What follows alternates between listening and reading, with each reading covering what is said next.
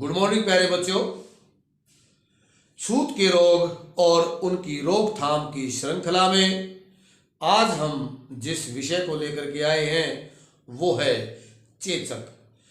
चेचक रोग क्या है, इसका वायरस क्या है, किस प्रकार से चेचक रोग फैलता है, इसके लक्षण क्या हैं और चेचक रोग से बचने के क्या उपाय हैं या उसकी रोकथाम किस प्रकार से की जा सकती है।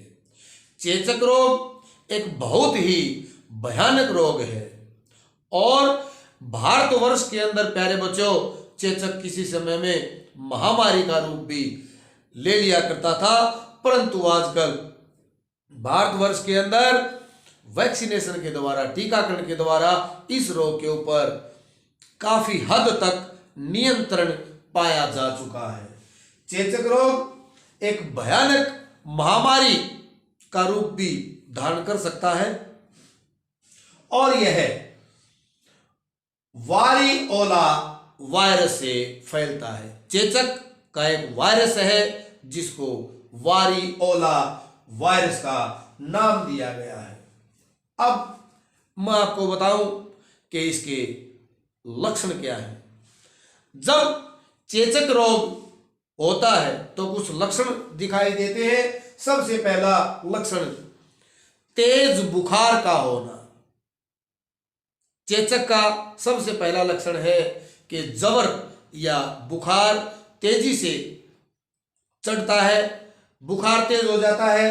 नंबर 2 आता है पीठ व सिर में दर्द होना। रोगी के पीठ में और सिर में अत्यधिक दर्द होने लग जाता है, पीड़ा होने लग जाती है। नंबर 3 कई बार उल्टियां, वमन जिसको बोलते हैं, उल्टियां भी होने लगती हैं। और नंबर 4 है मुंह, माथे और छाती पर, मुंह पर, माथे पर, छाती पर दाने निकल आते हैं, छोटे छोटे दाने निकल आते हैं और कुछ दिन के बाद ये दाने सूख जाते हैं। इनके ऊपर पपड़ियां आ जाती हैं सूखने के बाद और प्यारे बच्चों त्वचा के ऊपर गहरे धब्बे बन जाते हैं।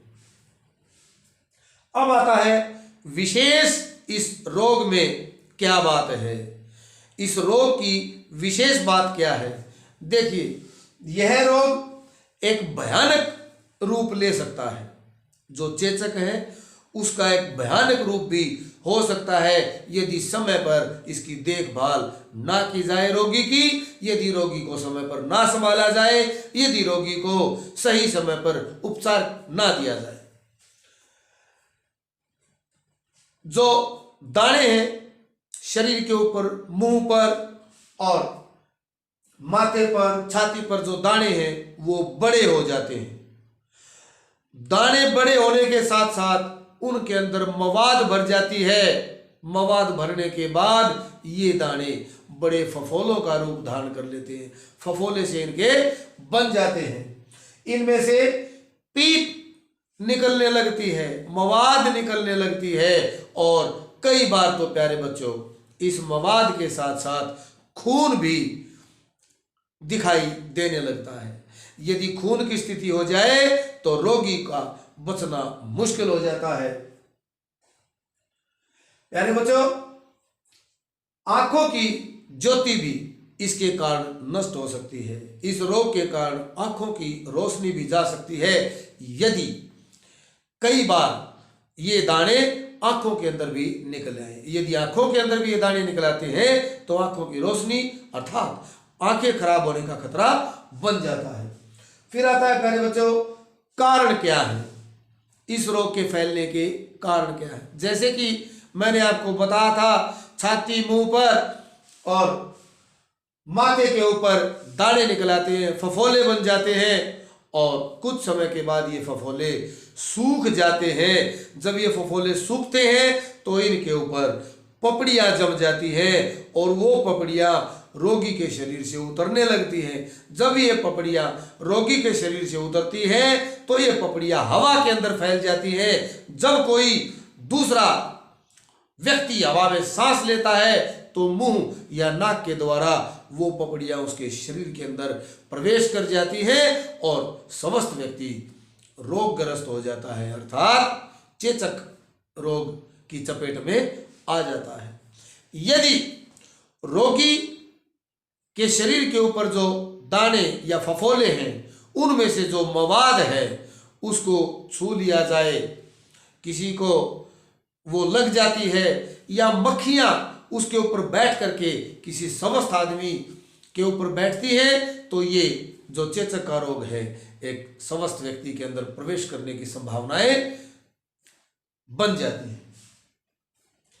फिर आता है प्यारे बच्चों संप्राप्ति काल। संप्राप्ति काल क्या है?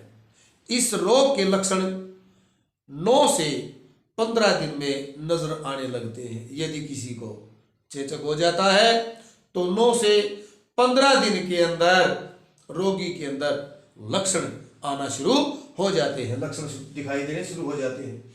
किस प्रकार से बचेंगे? इस रोग से बचने के उपाय क्या है? नंबर 1, सबसे पहला उपाय है चेचक का टीका लगवाना चाहिए।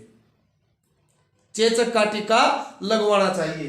नंबर 2 आता है ठीक होने के बाद भी जब रोगी ठीक हो जाता है तो उसके 2 महीने तक रोगी को अलग कमरे में रखना चाहिए। और नंबर 3 है यदि जो चीजें उसकी प्रयोग में लाए हैं, बर्तन, कपड़े, वस्त्र इत्यादि, जो भी चीजें उसकी प्रयोग में लाई गई हैं, उनको अच्छी प्रकार से रोगाणु मुक्त उनको करना चाहिए। नंबर 3, रोगी की जो मलमूत्र है, रोगी का जो मलमूत्र है या जो उसकी उल्टी है या उसका थूक है, उसको जमीन के अंदर गड्ढे में दबा देना चाहिए। गड्ढा खोद करके उसको मलमूत्र को, थूक को या उल्टी को दबा देना चाहिए। और रोगी को साफ कमरे में तथा रोशनी वाले कमरे में पृथक रखना चाहिए, अलग रखना चाहिए। और बच्चों को, छोटे बच्चों को जन्म के समय ही चेचक का टीका लगवाना चाहिए। और प्यारे बच्चों, रोगी की देखभाल करने के लिए एक ही अटेंडेंट, सहायक होना चाहिए, तभी हम इस रोग से बच सकते हैं। आज हमने जो टॉपिक लिया है वो चेचक क्या है, कैसे फैलती है, इसके लक्षण क्या है, कारण क्या है, संप्राप्ति काल क्या है और इससे हम किस प्रकार से बच सकते हैं। अगले टॉपिक को लेकर के हम फिर हाजिर होंगे।